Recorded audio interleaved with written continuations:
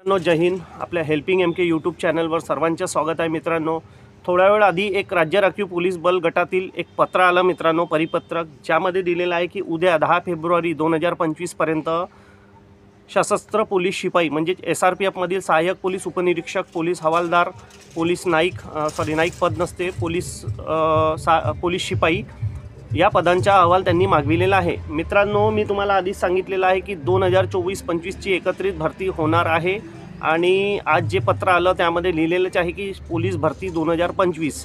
आता महत्त्वाचा पॉईंट आहे त्यामध्ये की ऑगस्ट सप्टेंबरमध्ये भरती प्रक्रिया प्रस्तावित. तर मित्रांनो बघा, प्रस्तावित लिहिलेलं आहे, कुठे असं नमूद नाही आहे त्यामध्ये की भरती प्रक्रिया आम्ही त्याच महिन्यात घेऊ. म्हणून बरेच विद्यार्थी मित्रांचे कॉल मेसेज सतत झाले की सर हे कसं पत्र आलं, भरती प्रक्रिया पुढे गेली का?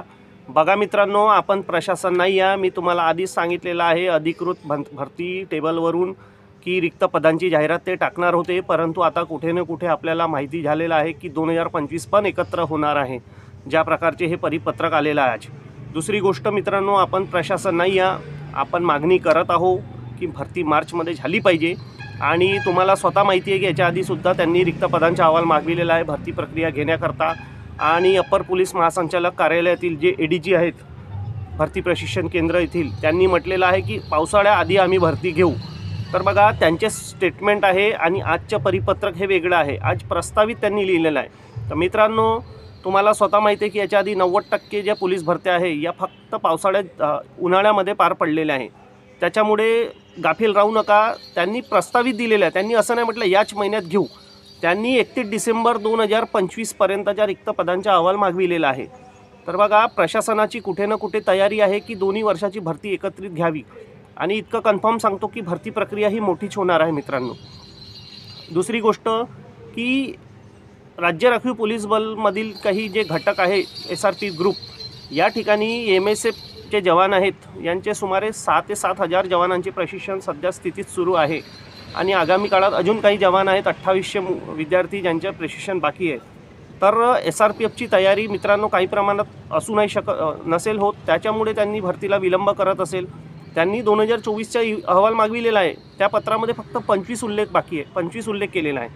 याचा अर्थ की SRPFमध्ये सुद्धा तयारी आहे. त्यांनी म्हटलेलं आहे की सहाय्यक पोलीस उपनिरीक्षक, पोलीस हवालदार आणि पोलीस शिपाई यांची ज्येष्ठता यादी, सेवानिवृत्ती, रिक्त पदे, कार्यरत पदे यांचा संपूर्ण अहवाल द्या. तर SRPFकडून कुठेतरी मागणी आलेली नाही आहे रिक्त पदांची, त्याच्यामुळे या भरतीला विलंब होत असेल. मित्रांनो, यामध्ये जिल्हा पोलीस शिपाई आणि चालक आणि लोहमार्ग असा कुठेही उल्लेख नाही आहे. हे फक्त पत्र SRPF करता आहे. आपण आगामी काळात बघू. यामध्ये फक्त प्रस्तावित उल्लेख आहे, भरती याच महिन्यात होईल असा उल्लेख नाही आहे. तरीही तुम्हाला एक माझं मत सांगतो वैयक्तिक की उरलेला वेळ आहे तुमच्याकडे, त्याच्यात प्रॅक्टिस करा. आता काही विद्यार्थी म्हणत आहे की सर चांगला झाला भरती पुढे गेली, काही म्हणतात सर मार्चला आमचं वय संपन, एप्रिलला संपन. बघा, ते प्रशासनावरती आहे की आता भरती प्रक्रिया 2 महिने पुढे जाते की 4 महिने पुढे जाते. आपण प्रशासन नाही आहे, आपण मागणी करत आहोत. आणि अजून मी तुम्हाला अपडेट देईल की कन्फर्म भरती कधी निघू शकते. आली वेळ तर मंत्रालयात जाऊ, आपण तिथे चौकशी करू आणि परिपूर्ण माहिती देण्याचा प्रयत्न करू. इतकंच सांगतो. जर या पत्रानुसार भरती प्रक्रिया जर पुढे गेली तर तुम्ही आपली तयारी ठेवा. 1600 इव्हेंट, 5 किलोमीटर गोळा, 100 मीटर जे SRPFला इव्हेंट आहे, चालकला इव्हेंट आहे, जिल्हा पोलीसला इव्हेंट आहे, त्या इव्हेंटला आपण परिपूर्ण राहा, आपली तयारी करा.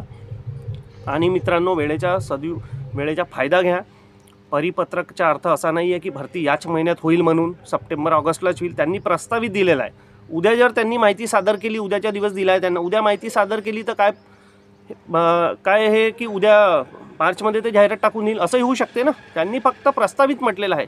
म्हणून निगेटिव्ह थॉट्स डोक्यात आणू नका. परिपूर्ण माहिती अजून संकलित करण्याचा आपण प्रयत्न करू. नीट ते परिपत्रक समजून घ्या आणि आपली भरतीची तयारी सतत सुरू ठेवा.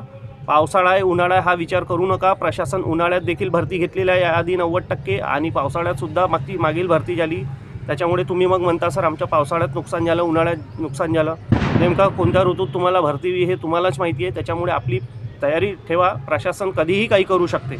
परत काही अपडेट असली तर आपल्या चॅनलला कळवू. धन्यवाद. जय हिंद.